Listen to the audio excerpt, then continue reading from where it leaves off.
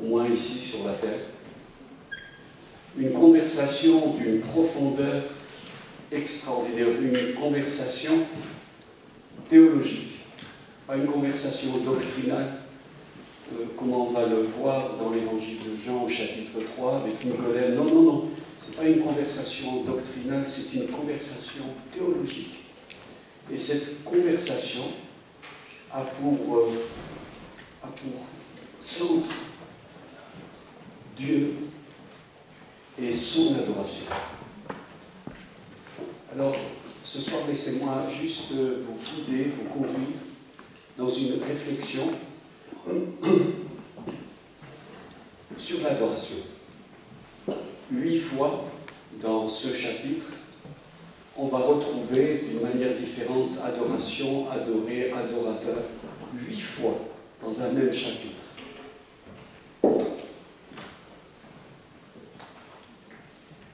Verset 21, femme, lui dit Jésus, crois-moi, l'heure vient, ce ne sera ni sur cette montagne, ni à Jérusalem, que vous adorerez le Père.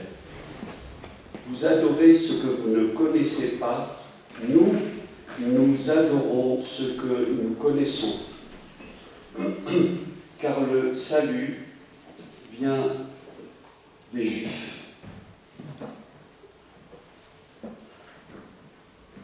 Verset 23.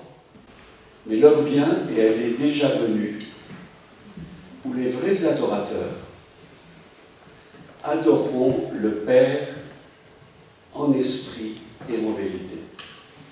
Car ce sont là les adorateurs que le Père demande. Dieu est esprit, et il faut que ceux qui l'adorent, l'adorent en esprit et en vérité. Cette question et cette remarque que la Samaritaine faisait à Jésus, je vois que tu es prophète, verset 20, nos pères ont adoré sur cette montagne, et vous dites-vous que le lieu où il faut adorer est Jérusalem, est à Jérusalem. Et on entend la réponse de Jésus. En résumé, Jésus rappelle quelque chose d'absolument essentiel. C'est pas où, c'est comment. Et ce soir, j'aimerais juste rappeler quelque chose qui correspond à notre vocation fondamentale de fils ou de fille de Dieu. C'est d'être des adorateurs. On est appelé à cela. Si tout au moins nous saisissons la signification de ce qu'est l'adoration. La peine la plus grande, c'est lorsque on se retrouve pendant un culte, qu'on vienne simplement pour recevoir. Je viens pour prendre. Qu'on assiste ou qu'on partage la louange, en se posant la question qui va conduire la louange, est-ce qu'il va bien le faire, est-ce qu'on va recevoir, est-ce qu'on va vivre. Et évidemment, la conclusion, c'est ça se centre sur nous, ça se centre sur quelque chose que Dieu est, qu'on vienne pour prendre et que le centre soit nous et pas lui. La véritable adoration est centrée sur lui. Ce n'est pas une affaire de sentir ou pas sentir, c'est lui qui est le centre et je viens pour donner. L'adoration est humiliante, elle nous humilie parce qu'elle se connecte à quelque chose qui est absolument fondamental, elle se connecte au sacrifice. Satan, le voleur, celui qui vient pour voler, décrit très précisément dans Jean 10, rappelle dans un contexte particulier, il est le bon berger. Mais si on regarde le contexte un petit peu plus large, Jean 7, Jean 8, Jean 9, Jean 10, c'est un désastre. On poursuit Jésus, on veut le lapider, on veut l'assassiner. Ceux qui veulent l'assassiner le poursuivent. Et tout au long des chapitres, nous assistons à un conflit qui va en augmentant Et c'est dans ce moment terrible que Jésus va déclarer « Il est le bon berger ». Et c'est dans ce contexte dur, de conflit, qu'il va déclarer que l'ennemi, Satan, le diable, est un voleur. Il veut voler, il est voleur parce que c'est dans sa nature, et un des vols principaux, c'est celui de te piquer l'adoration, de te voler ta vocation d'adorateur. Donc, je ne vais pas être très long ce soir parce qu'on m'a dit que vous étiez fatigué, vous avez fait 1h30 de route. Je savais que les Suisses et montagnards, hommes rudes et puissants, femmes robustes et quelquefois brutales, que Dieu les bénisse. Il n'empêche que les féroces guerriers suisses étaient ceux qui gardent le Vatican. Donc à ces féroces Suisses fatigués, je veux quand même rappeler quelque chose d'absolument essentiel. Et une des raisons principales pour lesquelles nous sommes ici durant cette semaine, c'est une semaine de guérison, c'est une semaine de miracles, c'est une semaine de délivrance, c'est une semaine de secousse pour certains, pour plusieurs. Certains vont être brassés, secoués. On a des termes techniques actuels dans ce genre de semaine que nous passons. Mais je peux vous assurer, un jour peut-être on me donnera une médaille, la médaille des 30 ans ou la médaille des 40 ans. Mais je peux vous assurer que chaque année que je suis venu ici, pression, pas pression, chaque fois ça s'est terminé par des miracles absolument extraordinaires. C'est devenu tellement une réalité qu'en me préparant, je disais, c'est vraiment étrange, Marie. Marie, c'est pas la Vierge, c'est ma femme. J'ai dit à Marie, c'est drôle. D'habitude, j'angoisse, j'inquiète, je prie, je supplie, je crie. Et là, mon inquiétude, c'est que je ne suis pas inquiet. Et je sais que plusieurs qui ont préparé cette semaine, vous en avez bavé des ronds de chapeau. Pour certaines, vous avez vécu ça comme un accouchement. Et pourtant, masqué, pas masqué, on est là. On est là pour ce rendez-vous où on sait que Dieu est au rendez-vous. En entrant dans ce moment de louange et d'adoration, ça c'était là. C'était ce qui montait très fort, très fort, très fort. Ne te fais pas voler l'adoration. Ne te fais pas voler ton appel et ta vocation d'adorateur. C'est vrai que tu es aussi missionnaire, tu es fils, tu es fille, etc. Mais ne te fais pas voler la raison pour laquelle Dieu t'a appelé. Être un véritable adorateur. Exode 25 à 31, 25, 26, 27, 28, 29, 30, 31, il y a 7 chapitres qui donnent une description extrêmement précise de l'endroit et de la manière et des vêtements avec lesquels les adorateurs adorent. 243 versets. Rien que pour l'adoration. La création, Genèse 1, 31 versets. Ça veut dire que la Bible met un accent très fort. Les soldats devaient avoir 20 ans. Je pourrais vous donner les textes, mais on ne va pas s'attarder. Les soldats devaient avoir minimum 20 ans. Les Lévites, 25. Et les prêtres, 30. Pourquoi? Parce qu'une véritable adoration surgit d'un cœur qui connaît son Dieu. Romains, 11 chapitres de doctrine extraordinaire sur le salut. Et on arrive au chapitre 12, quelques versets qui nous introduisent dans la grande introduction des 11 chapitres, 12e chapitre, dans les premiers versets, offrons notre corps à Dieu.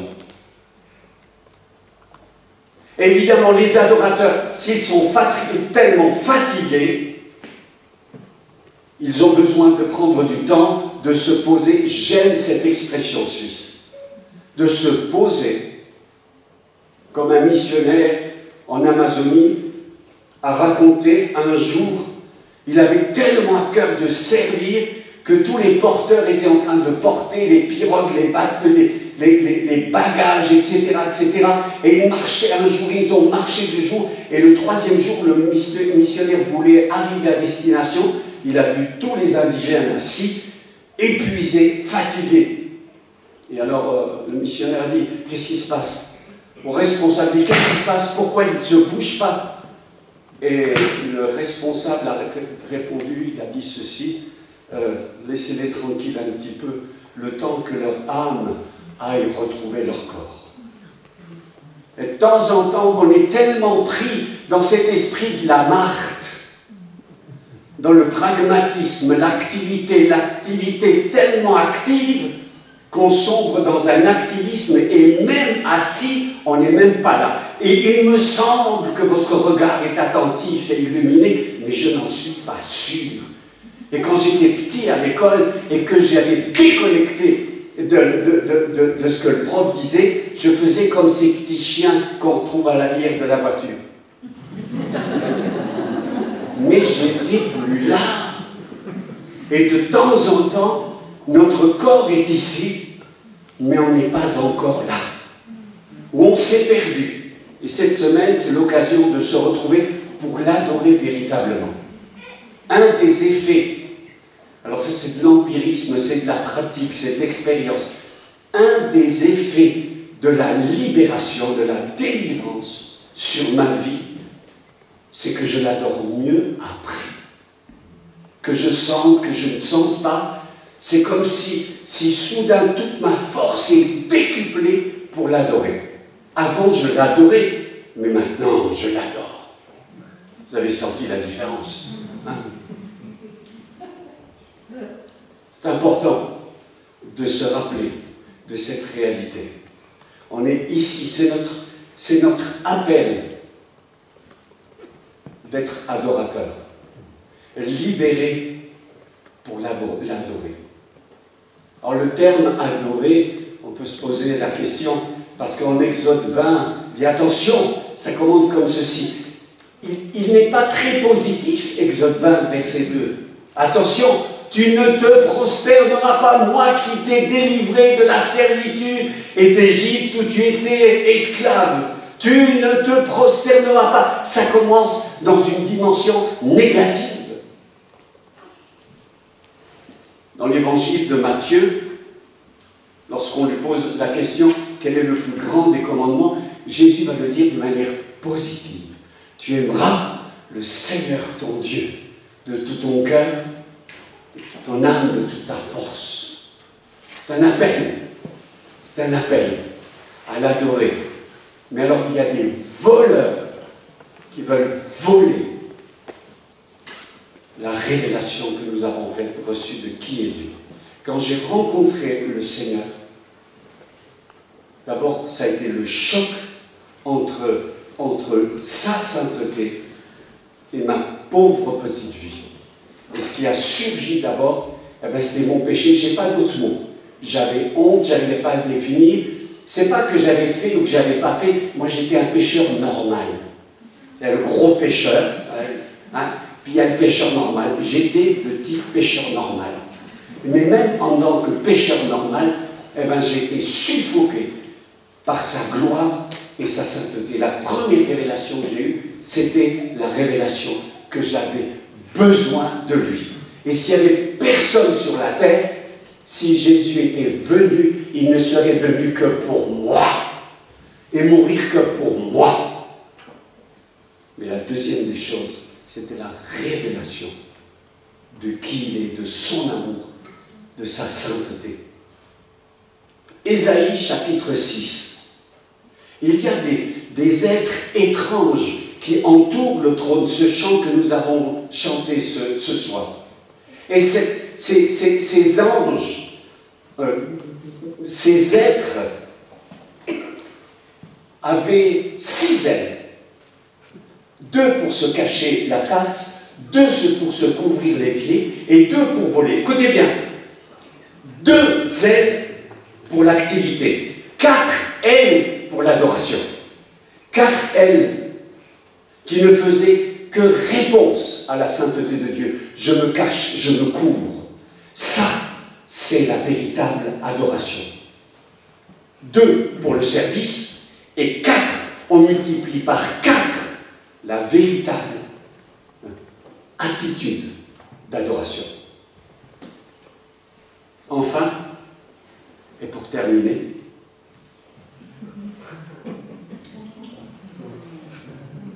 si vous êtes fatigué, je vous sens fatigué. Quelqu'un qui dit tu fais du transfert, c'est toi qui es fatigué.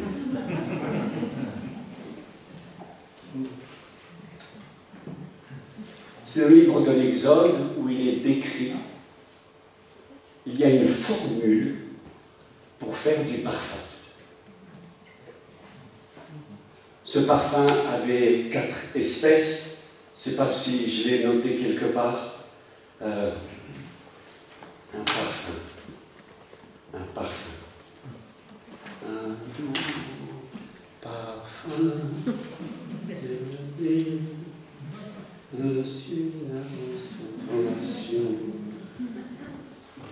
Exode chapitre 30, verset 34.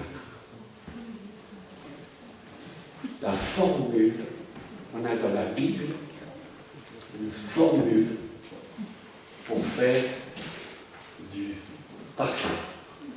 Exode 30.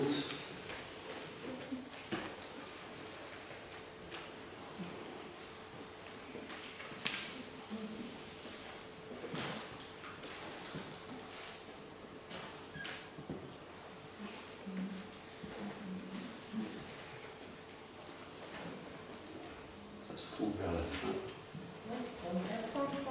Exode 30, 34, merci.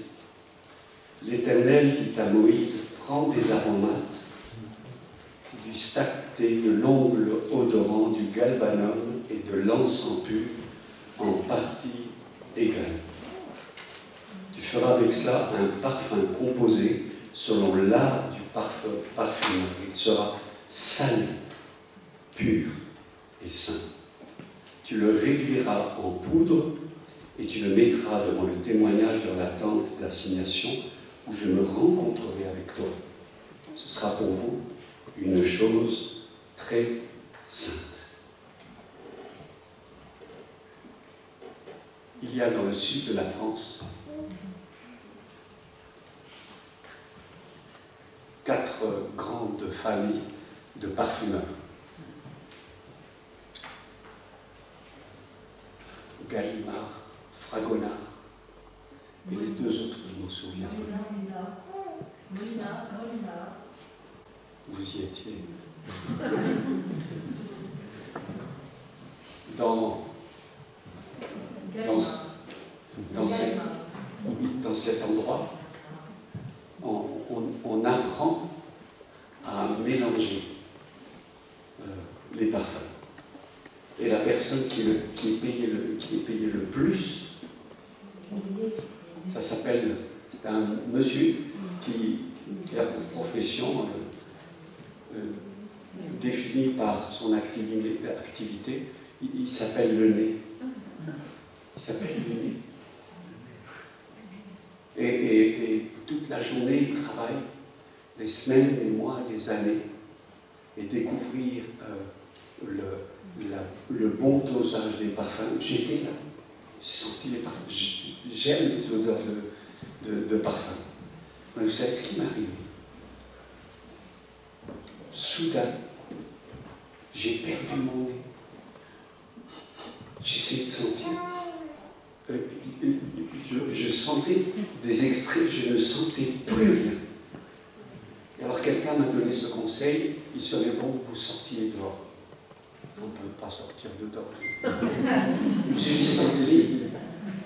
Et allez respirer un petit peu d'oxygène Et quand je suis rentré, j'ai retrouvé mon nez. Ici, la véritable adoration est connectée avec des parfums. Mais regardez ce que nous dit le verset 37, qui est une gravité extrême, terrible, un jugement terrible. C'est le verset 37. Vous ne ferez point pour vous de parfums semblables dans les mêmes proportions.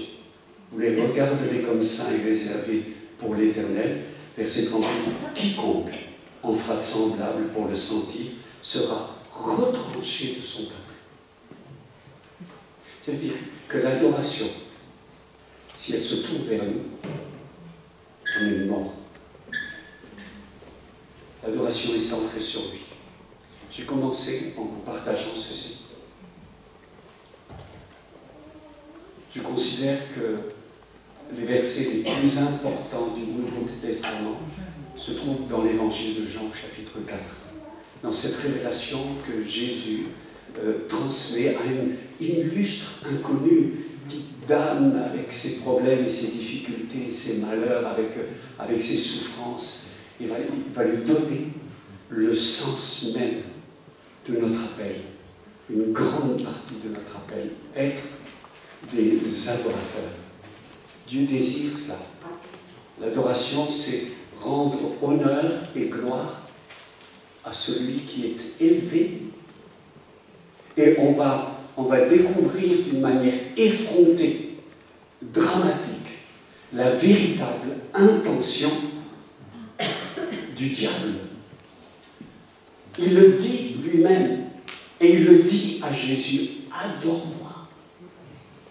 L'intention de Satan, au travers de nos souffrances, nos malheurs et nos difficultés, c'est de nous attirer de mille et une manières, par la violence, par la coercition, par la crainte, par la manipulation, à ce que nous l'adorions lui, même si c'est au travers de nous. Paul le déclare dans l'Épître aux Corinthiens, si tu adores des idoles, tu offres sacrifice, il crie à des démons. Donc, on découvre sa véritable intention. Ses plans, ses stratagèmes tournent dans un seul objectif. Il veut, adore-moi, prosterne-toi devant moi et adore-moi. Adorer, prosterner, c'est le même terme. En grec, proskuneo. Fais révérence. Embrasse-moi la main. Reconnais mon autorité. J'attendais quelqu'un qui arrivait à l'aéroport de Zaventem, Bruxelles. J'étais là, il était 9h du matin, l'aéroport était assez vide, il y avait quelques messieurs, quelques-uns très bien habillés, apparemment des commerciaux, etc. Puis alors j'attendais, vous savez comment on attend quand il n'y a personne, mais qu'on regarde un petit peu les gens comme ça, hein, on regarde sans regarder, quoi. Et puis soudain, dans ce hall assez vide, il y avait juste quelques personnes, moi j'étais là en train d'attendre, et soudain, je vois un monsieur, évidemment qui devait venir d'Inde, j'allais dire un gourou, enfin il avait tout le style, hein, vieux monsieur, rasé, avec son vêtement habillé safran, et là, j'ai vu les deux messieurs en costume, cravate. Ils se sont mis en plein ventre. Ça m'a foutu des frissons partout. Les deux, je dis mince, et puis le sol n'est pas très propre. Et ils sont prosternés, mais ils sont à plat, les gars. Mais l'autre n'était même pas choqué. Non, non, relève-toi, je ne suis qu'un homme. Non, non, non, non. Il était là, il attendait. Et moi, je regardais ça. J'étais secoué parce que pour la première fois, je voyais Ce qui se passait il y a 2000 ans, quand il y avait une révérence. Ils se sont levés, ont embrassé la main du monsieur. Alors, je ne faisais pas comme ça. J'étais comme ça. J'avais les yeux qui sortaient. Et il y a une ou deux personnes qui regardaient comme moi. Quelqu'un qui est adoré. C'est peut-être la raison pour laquelle dans Jean 12, quand Marie de Béthanie vient, casse ce parfum et le répand, ce sacrifice qui a choqué. On a des disciples choqués. On aurait pu vendre ça à 300 deniers. Que l'autre qui le dit, il vendra Jésus pour 30 pièces. C'est extraordinaire. Une offrande, un sacrifice. C'est ce qui nous connecte. Sacrifice pas pour obtenir quelque chose, non. Sacrifice d'amour. Un sacrifice d'amour. Qui me connecte avec ce texte de 2 Samuel au chapitre 24, lorsque, après avoir péché, David veut offrir une adoration au Seigneur, il arrive sur la terre d'Aravna. Aravna voit arriver le roi, il tremble et dit « Que veux-tu faire ?» etc. « Oui, je veux utiliser cette parcelle pour adorer et offrir un sacrifice. » Offrir un sacrifice. Aravna lui dit « Je te donne, je te donne, je te donne tout. » Et ça fait peur d'avoir un roi aussi puissant qui, dans une situation difficile, on est prêt à tout faire, à tout donner, etc. Et il y a cette phrase de David qui déclare ceci. Je n'offrirai pas à l'Éternel un sacrifice qui ne me coûte rien. Il y a des sacrifices qui ne coûtent rien. Il y a des adorations qui ne servent que pour nous. On se fait tellement manipuler par la puissance de la religion qu'on croit qu'on l'adore et on se bénit nous. Ah, l'adoration était bonne aujourd'hui. On s'en fout de ce qu'on sent. On s'en fiche de ce que nous pensons, sentons. Ce qui intéresse, c'est de savoir, Seigneur, comment toi.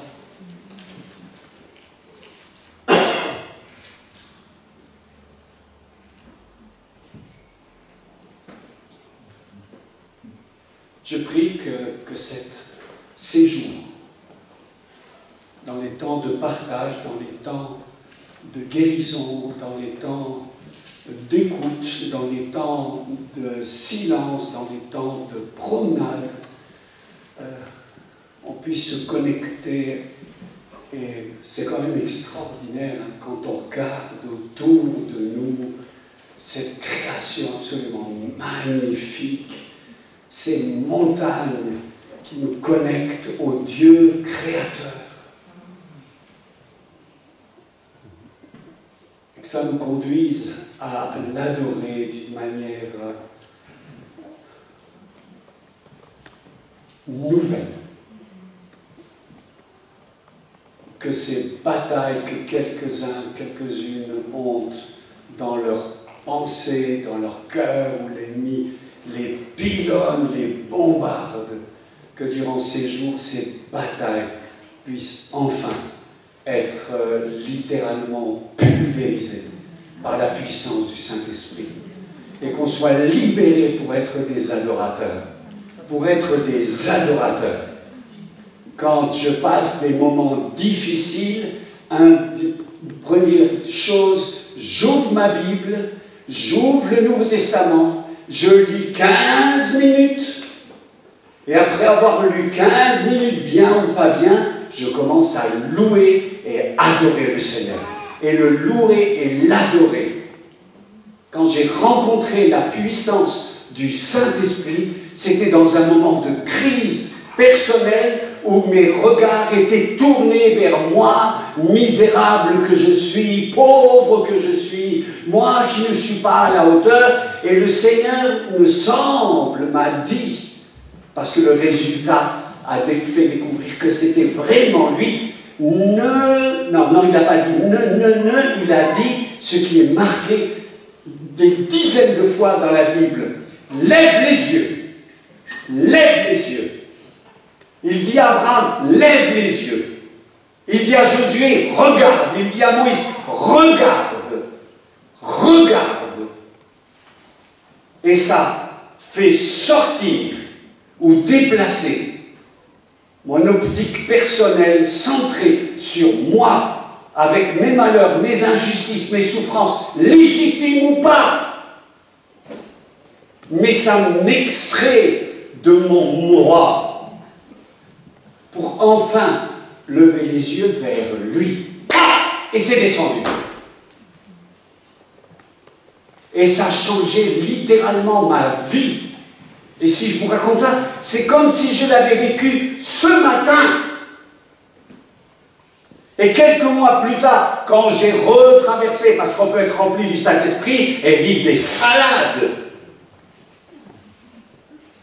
Et quand quelques mois plus tard, j'ai traversé encore la vallée de Baca, le lieu des larmes et des sanglots, des plaintes et des mulots. C'était pour faire la rime. Mais c'est intéressant. Il s'est reproduit la même chose. J'arrivais pas à adorer, j'arrivais pas à louer, j'arrivais pas. Et tout le monde, chantons, alléluia. Eh ben, c'est terrible. Élevons nos mains. J'avais envie de rien du tout. Et c'est produit la même chose. Arrête de regarder à toi. Quand tu t'occupes de lui, il s'occupe de toi. Épître aux Corinthiens. Si tu veux expérimenter le Seigneur pour le corps, donne d'abord le corps pour le Seigneur. C'est comme ça que c'est écrit. Si tu veux expérimenter le Seigneur pour le corps, alors ton corps pour le Seigneur. Et je me suis détourné de moi pour le regarder lui. Et c'est venu. Ah, c'est venu différent. Oh, c'est venu différent. Ça a commencé à couler comme de l'huile. Je ne sais pas si ça venait de l'intérieur et jaillissait vers l'extérieur, ou si c'était de l'extérieur pour...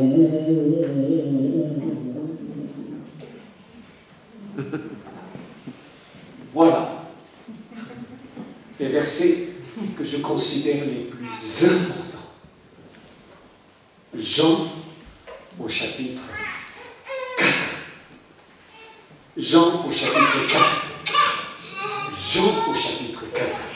Le Seigneur cherche des véritables adorateurs, des vrais adorateurs. Que ces heures qui passent, ces jours qui passent, ces nuits qui passent,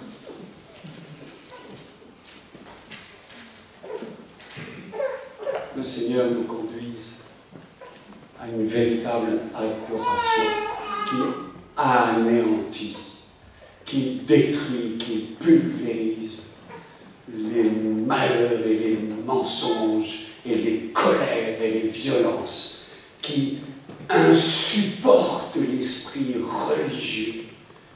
Ça l'énerve lorsqu'on adore notre seul et véritable Seigneur.